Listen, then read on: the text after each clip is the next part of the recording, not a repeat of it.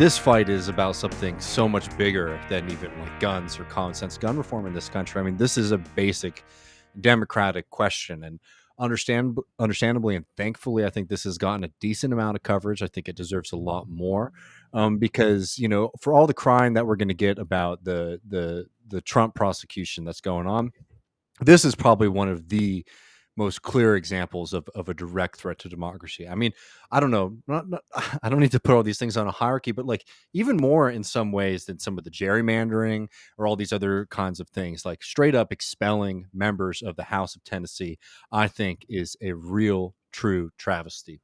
I think everybody knows the backstory here, but I'll just sort of break it down right quick for folks. Is that last week there's a protest in support of basic gun reform in the state of Tennessee, a state that, like Texas, has been sort of like sprinting forward and trying to eradicate any kind of basic gun protection to gun laws. I will just say, as I always note to folks, that as a Southerner myself, like the thing that's always frustrating to me about the way these things get framed is that like we're returning back to our roots. Well, if you look at states like Tennessee, if you look at states like my home state of Texas, the first things that a lot of these governments did actually was restrict your ability to be carrying a firearm or a knife out in public places. Putting all that aside for a second, student protest, understandable after a mass shooting in the state of Tennessee, right? Truly, in a lot of ways, an example of what a democracy looks like, right? People are frustrated with what they're getting from their government. They show up in person to protest to show their dissatisfaction with it. Well, the Republican-controlled legislature wasn't having it, and is now attempting to expel 3 Democratic members from the state house in Tennessee for a lack of decorum, for participating in these protests, which again were like extremely, extremely mild. And look, for a party that just up the road from me in Waco just had a big rally for Donald Trump that was celebrating the January 6th, moment. It's like, it's pretty wild to now sit around and say that like, oh, these people were protesting inside the state capitol. You can't have that, right? I wanted to play a couple things right quick for y'all because it's getting really serious. There's going to be a vote on Thursday. Unless you see significant Republican breaking in it, very likely that these members will be expelled just because of how dominated the legislature is there by Republicans. But I'm just going to play a short segment of this. This is from yesterday, where one of the members who is at threat of being expelled from the Tennessee State House, Justin Jones, is assaulted by another member of the Tennessee legislature. And just to be clear, who is Jones in this video? Jones is good point. Jones is the one who's holding the camera, so you aren't going to see him. You're going to see Republican member Lafferty, who strikes him.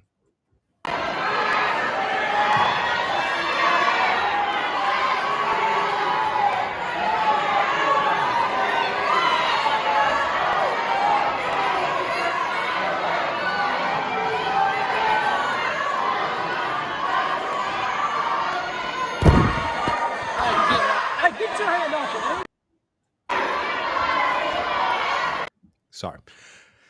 And look, I mean, like, that's not like a bump. That's a hit. You know what I mean? Yeah. And like, if you're talking about behavior that's sort of unbecoming of an elected official, I think striking somebody on the House floor, I mean, we have a nasty history in this country of doing that.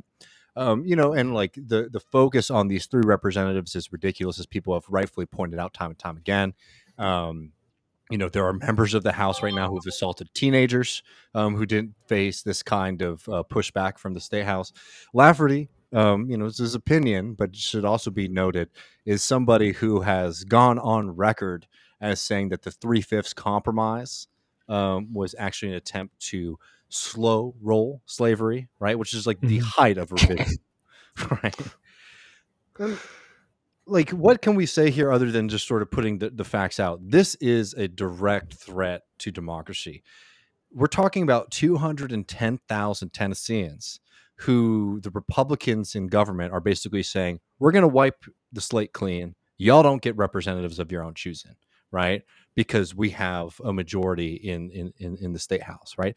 Like this is as clear as it gets to subverting democracy. This isn't like a kind of like, oh, we've made voting harder, so maybe some people are going to be less inclined to vote, or we're prosecuting people who make minor mistakes on their voter registration. This is as clear as it gets. We're going to overturn elections effectively in these areas and take these people out of their positions.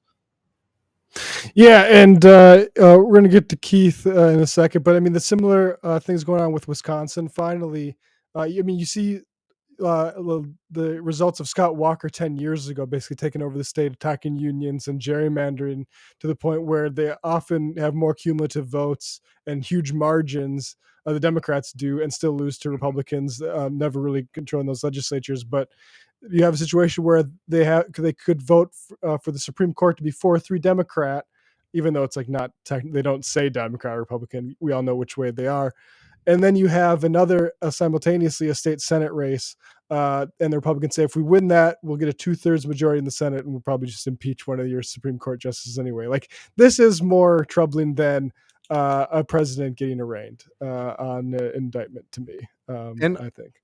I think it's as simple as it gets when this is the kind of moment where you probably need to get some kind of federal intervention, right? Yes, If and if I there's don't know. Yeah, like exactly. Like I don't. We talked about. Like, I don't know if that's Merrick Garland saying, "Hey, this is a civil rights violation," to basically throw people's representatives out for protesting. Like I don't know what the form is, but something.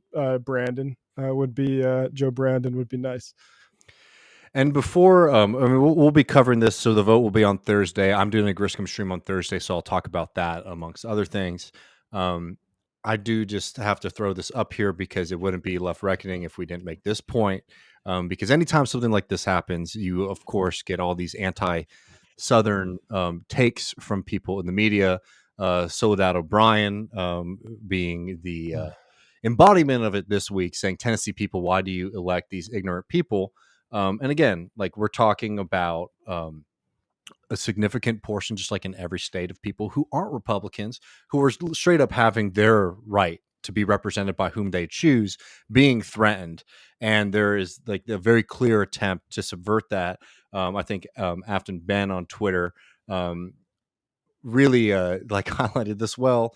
It's challenging when they've rigged elections, neutered local power, and removed our ability to pass popular ballot measures. And there's a very famous meme now, if you haven't seen it before, "Don't make me tap the sign." The South is full of good people that are on your side, that are held back by gerrymandering, disenfranchisement, and regressive politics, right? And that's just like, that's the state of the nation, frankly, not just the state of the South. When you're talking Yeah. about building working class politics in this country. But Lord, if we could maybe show some solidarity with folks and try to find ways that we can help people who are pushing back against this kind of stuff, instead of deciding to attack a bunch of poor and working class people anytime something bad happens in the South, I would be very thankful. Yeah, should have voted better. It's just Should have crazy voted more, detached. right? It's just like, I don't know. It's just Insane. like, it's like, yeah, anyway, that's a whole other conversation. We've done it a bunch. It's ludicrous. It's silly. And I'm pretty damn tired of it, especially when the stakes are as high as they are.